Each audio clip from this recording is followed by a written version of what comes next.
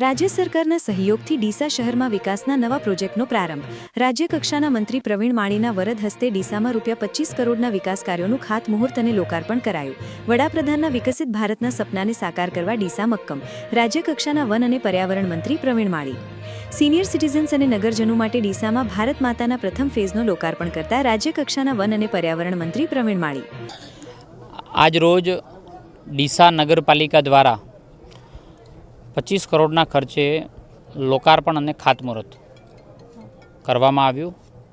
એમાં ખાસ કરીને આજે આપણે ભારત માતા પાર્ક એટલે ભારત સરકારની જે અમૃત હેઠળ યોજના છે તેની અંદર જે શહેરોની અંદર ગાર્ડન બનાવવાના થતા હોય છે એમાં આજે ભારત માતા પાર્કનું લોકાર્પણ, એની સાથે સાથે સફાઈ ઉપર ભાર આપવામાં આવ્યો છે.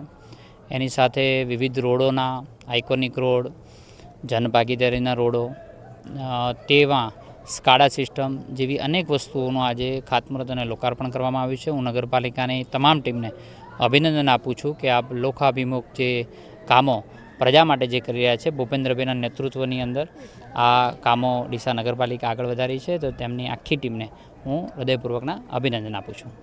સર, ડીસાની અંદર સ્માર્ટ ટોયલેટ બન્યું છે, એ ઉત્તર ગુજરાતનું પ્રથમ સ્માર્ટ ટોયલેટ છે, એ વિશે શું કહેશો?